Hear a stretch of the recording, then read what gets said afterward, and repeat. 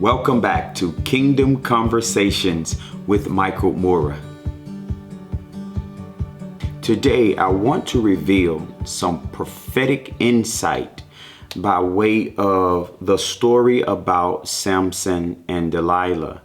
During my study, the Lord gave me another way to look at their situation from a brand new prophetic lens and how it really aligned with what we see today and how the enemy strategizes against us. Judges, the 16th chapter read, "Sometime later, Samson fell in love with a woman named Delilah, who lived in the valley of Sorek. The rulers of the Philistines went to her and said, 'Entice Samson to tell you what makes him so strong and how he can be overpowered and tied up securely. Then each of us will give you 1,000 pieces of silver.'" Let's deal with that right there. Literally, Delilah was hired to basically subdue and seduce Samson. She was paid. There are people out there today who are hired to seduce us, to subdue us, to lie to us, to deceive us. And anytime there is someone hired to lie to us, basically those individuals are trying to control us and trying to bring us under deception by way of seduction. It's in entertainment, it's in our political system, it's in government, it is in every seven mountain of influence where we have people who are hired to bring a people into deception. Let's continue. Verse 6. "So Delilah said to Samson, 'Please tell me what makes you so strong. What would it take to tie you up securely?'" Delilah literally asked Samson, what does it take to keep him tied up securely? And what make him so strong? That is absolutely crazy, because here we got the one who's hired to subdue Samson. She's literally asking him, what does it take to tie you up? Where does your strength come from? The enemy is telling him exactly and giving him insight on what it is that she wants to do. Why would you ask someone, what does it take to tie you up securely? And where does your strength come from? How do you get so strong? Something should have gone off in his mind to let him know that something is a little off here. Why would you be asking me these questions? And the enemy does the same thing today. The enemy put the truth in plain sight every single day, all over the world. And only those who are really woke in God understand what the enemy is saying, even though he's not coming directly out and saying what he's trying to do to the world. But those who have been in and those who remain in the secret place of the Most High God, he shares mysteries, he shares secrets, he shares insight, and he gives discernment about what is happening in the world and what is happening around us. Let's continue. Verse 8, and it reads, "So the Philistine rulers bought Delilah 7 new bowstrings, and she tied Samson up with them. She had hidden some men in one of the inner rooms of her house, and she cried out, 'Samson, the Philistines have come to capture you.' But Samson snapped the bowstrings as a piece of string snaps when it is burned by fire. So the secret of his strength was not discovered." I want to stop right here, because this scripture says that she hid some of the men in the inner room. So there's another layer of this craziness right here, because she literally got people hiding in another room as she do her dirty work. How does this correlate with what goes on in our day-to-day life? And even with what is happening in the world today? Prophetically speaking, there's a hidden hand involved. Even though Delilah is the one out front, there are people in the background, the hidden hands, I call it, who paid her to get his secret so that they can take him out. Prophetically speaking, there are people in our nation, there are people in the 7 mountains of influence that are in the background while somebody else is in the forefront that they have paid to do the dirty work. We have to understand that every time that we see someone out front, that is not necessarily the enemy. That is just a person that the enemy is using because they have decided to be used as a vessel. And all of us are vessels of either God or Satan. And so she have agreed to be used as a vessel by men who paid her. She's the one out front. But the real danger is the ones behind the scene, because they're going to be the one that take him out. They're going to be the one that gouges his eyes out. And so we have to know that we wrestle not with flesh and blood. And a lot of what we see from day to day that has manifested outwardly is not necessarily the enemy, because the enemy likes to hide in darkness. The manifestation is just what we see. The real problem is hidden. The real problem is the root. Verse 10. Afterwards, Delilah said to him, "You've been making fun of me and telling me lies. Now tell me, please, how can you be tied up securely?" Samson replied, "If I were tied up with brand new ropes that had never been used, I would become as weak as anyone else." So Delilah took the new ropes and tied him up with them.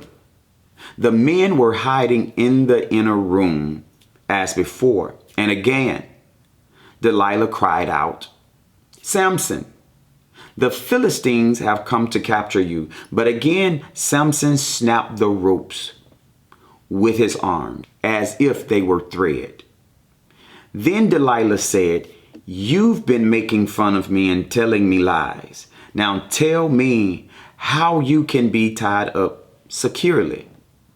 What is it that we're seeing consistently right here? Because she have started to nag him and pressure him. Tell me your secrets over and over again. And so a lot of times that is what the enemy does. He nags us. He tries hard to get us to give in to the pressure. And so this is what she's doing. She's nagging him. She's causing him to give in to the pressure because she really wants to know the secret. And he keeps telling her different things, but none of those things are working. The enemy wants to know, what will it take for us to give up? And as he continued to bring warfare in our life, he's testing us to see if we're going to give up, or are we going to continue to persevere and stay in alignment with God, no matter what comes, no matter what goes. So the enemy uses the same tactics because he seeks to wear us out by pressuring us with warfare. Let's move to the next verse. Samson replied, "If you were to weave the 7 braids of my hair into fabric on your loom and tighten it with the loom shuttle, I would become as weak as anyone else." So while he slept, Delilah wove the 7 braids of his hair into the fabric. Then she tightened it with the loom shuttle.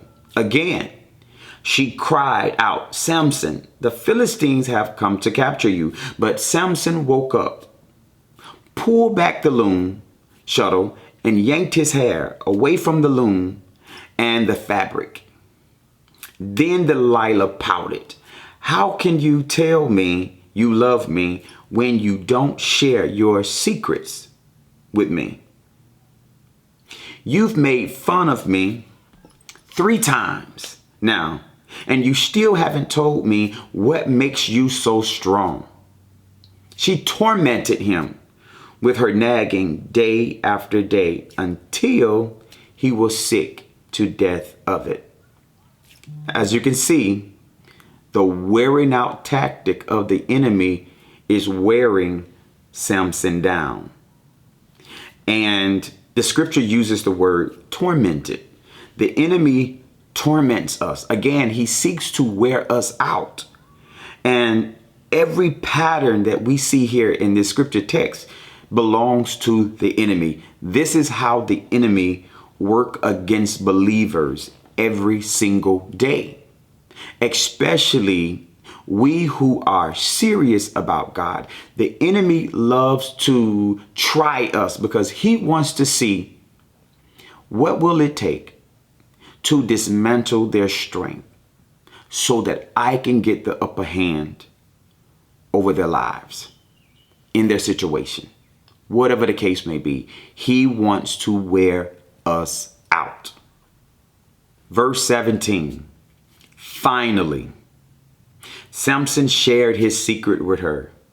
"My hair has never been cut," he confessed, "for I was dedicated to God as a Nazirite from birth.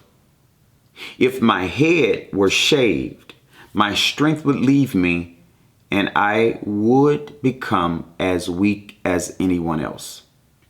After all the nagging, he literally just gave away his secrets. And one of the secrets is that he was dedicated to God from birth as a Nazirite. Basically, he was in covenant with God. And as a Nazirite, there were some things that he could not do. He could not have strong drink. A part of that Nazirite covenant was he could not cut his hair. And now that he has given his secrets away, he will no longer have the strength that he have now, because the violation of the covenant, the Nazirite covenant, is going to cause the presence of the Lord to depart from him. And once the presence of the Lord departs from him, the strength that he now have, he won't have anymore. 18. Delilah realized he had finally told her the truth, so she sent for the Philistine rulers. "Come back one more time," she said, "for he has finally told me his secret."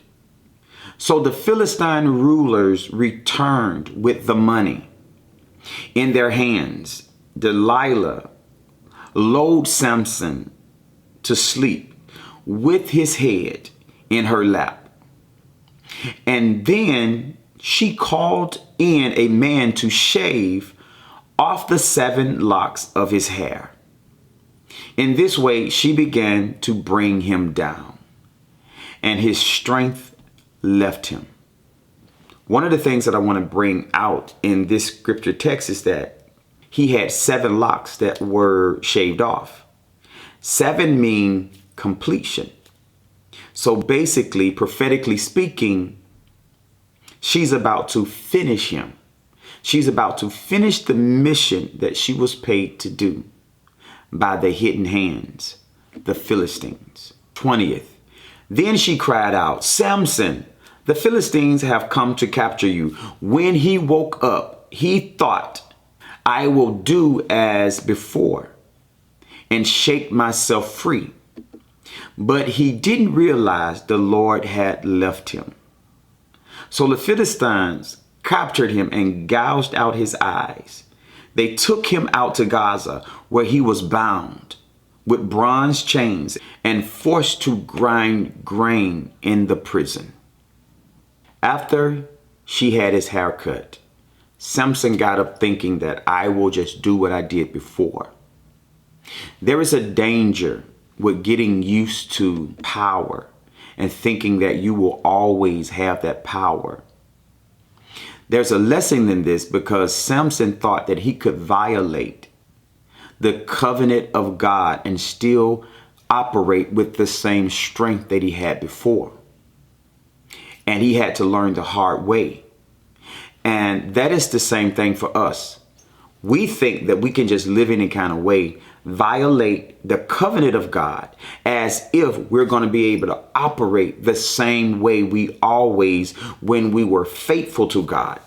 It doesn't work that way. When we remain in God, there is strength. There's a certain level of grace, a certain level of vitality and the like that God bestowed upon us. But when we leave God and his ways, we may be able to do some things. But when the presence of the Lord leave us, then we're operating in our own strength and not his. Samson was too used to his own strength that he didn't even realize when the presence of the Lord was no longer with him. There's a lot of people today operating in their own strength, and the presence of the Lord is no longer with them, and they don't even know it. It's dangerous to operate without the Spirit and the presence of the Lord, because we may find ourselves getting our eyes gouged out and chained by the enemy.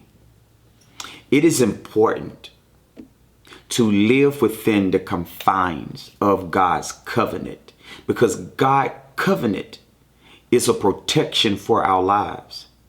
The Nazirite covenant of Samson protected him. It was only when he gave away the secrets to his strength that caused him to be seduced and dismantled. His life was not supposed to end that way. But because he was too full of himself, too used to his own strength, he didn't even realize that God was not with him anymore. May I add that Samson also fell in love with a woman who was outside of the covenant of God. Many individuals love to join themselves with those who are outside of the covenant of God, thinking that that relationship is going to work right. But the word says, blessed are those who do not walk in the counsel of the ungodly. The Lord doesn't want us to build alliances with someone who is out of his will, because they will not have our best interests at heart. The only way to have our best interests at heart is to have this word and to live this word and to have the heart of God.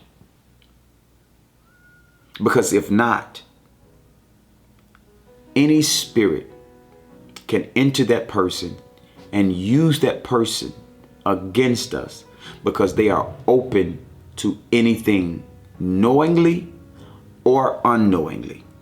This lesson is a real powerful lesson because it teaches us several messages in one story.